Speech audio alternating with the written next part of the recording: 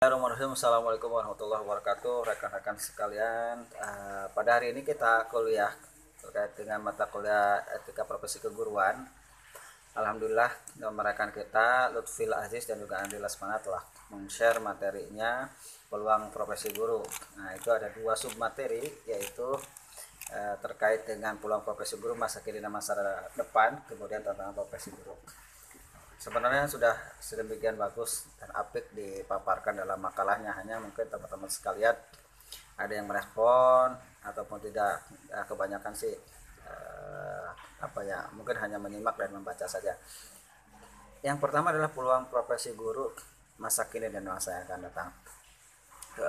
Untuk masa sekarang ini ada beberapa hal yang terkait dengan peluangnya adalah satu, bisa saya sebutkan, nanti kita konfirmasi dengan makalah yang telah ditulis oleh pemateri.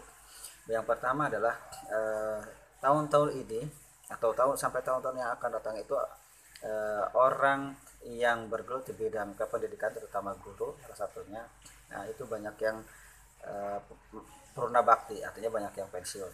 Nah, ketika banyak yang pensiun maka diperlukan regenerasi atau guru-guru baru. Nah, dari itulah profesi guru di sana ada peluang. Kemudian yang kedua, masih terkait dengan peluang, bahwa semakin banyaknya lembaga pendidikan, baik itu sekolah umum ataupun sekolah yang berbasis keislaman, atau memang sekolah umum tetapi dimix dengan sekolah keislaman. Misal ada SDIT, ada SMPIT, ada SMAIT dan lain sebagainya. Ada yang memang misalkan sekolah atau lembaga pendidikan atau sekolah yang mengkhususkan kepada pengkajian pendidikan keagamaan, misalkan MI, MTS, kemudian MA, ya, Madrasah Aliyah. Ada yang ke umum khusus, ya, yang sifatnya umum seperti SD, SMP, kemudian SMA, SMK dan lain sebagainya. Pun di situ ada peluang profesi guru, terutama mungkin kita yang mengambil prodi atau jurusan pendidikan agama Islam. Nah, di beberapa lembaga itu saya yakin masih membutuhkan guru. Kemudian tantangan masa depan juga sama, peluang masa depan juga sama.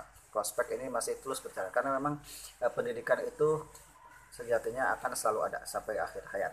Hanya mungkin nanti ya terkait dengan tantangan zaman atau globalisasi atau era modern, mungkin cara dan metode atau strategi yang digunakan itu harus lebih bagus. Berikutnya adalah masih peluang tadi karena adanya purna bakti. Yang kedua tadi disebutkan bahwa lembaga pendidikan itu juga semakin banyak.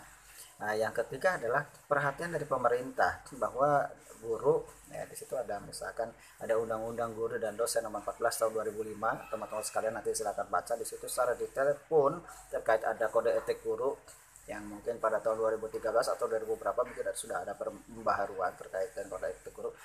Nah, di Undang-Undang Guru dan Dosen itu hak dan kewajiban guru itu sudah ada di sana. Artinya ada perhatian pemerintah, itu juga saya kira merupakan peluang bagi profesi guru masa kini dan masa yang akan datang. Ketika sudah ada aturan yang mengatur, ada aturan ya, maka artinya dilindungi hak dan kewajibannya.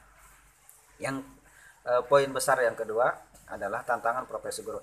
Tentu terkait dengan peluang pasti ada tantangannya. Salah satunya misal ada teknologi yang semakin maju, era modernisasi, atau dengan orang menyebutnya apa namanya ya, masa 4.0 itu sebutannya ya, 4.0 itu, bahwa itu masa-masa berkembangnya era digital. Maka memang disinilah perlunya peran guru, apalagi sekarang masa pandemi semuanya serba digital. Itu perlu bahwa seorang guru melek teknologi.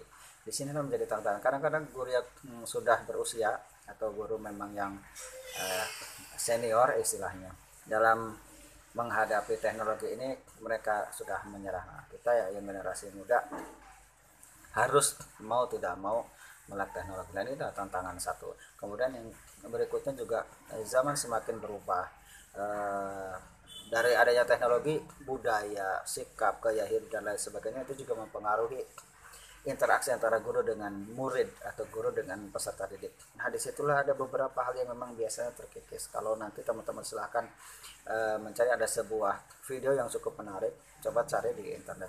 Namanya apa ya? Judulnya mungkin Barokatna Sekolahe, nah, gitu. Nanti teman-teman sekalian silahkan cari itu. Nah, situ ada dijelaskan terkait dengan hilangnya keberkahan orang-orang mencari ilmu di sekolah. Misalkan guru mengingatkan dianggapnya mencaci maki atau mempermalukan di depan murid dan lain sebagainya. Kemudian ketika guru memberikan menyuruh untuk misalkan membersihkan kelas, kemudian menghapus papan tulis, dianggapnya itu tidak ada kaitannya dengan media atau metode pembelajaran atau dengan kurikulum. Nah, hal-hal yang seperti itu itulah yang bisa menghilangkan keberkahan sekolah. Nah, itu juga merupakan tantangan bagi profesi guru. Jadi bagaimana peserta didik tetap hormat kepada guru, hormat kepada orang tua, juga hormat mungkin kepada sesamanya. Saya kira itu ada dua hal materi yang penting pada siang hari ini atau sore hari ini. Peluang profesi guru masih di masa yang akan datang, kemudian tantangan profesi guru. Saya kira dua hal itu juga sudah dijelaskan oleh pemakalah di dalam materinya. Itu tadi saya lihat adanya payung hukum nomor 14 tahun 2005 tentang undang-undang tentang guru dan dosen, itu sudah dituliskan. Kemudian ada juga filosofi guru, ya, filosofi diambil dari Jawa, digugu dan ditiru. Dan yang tadi saya sebutkan. Terima kasih. Assalamualaikum warahmatullahi wabarakatuh.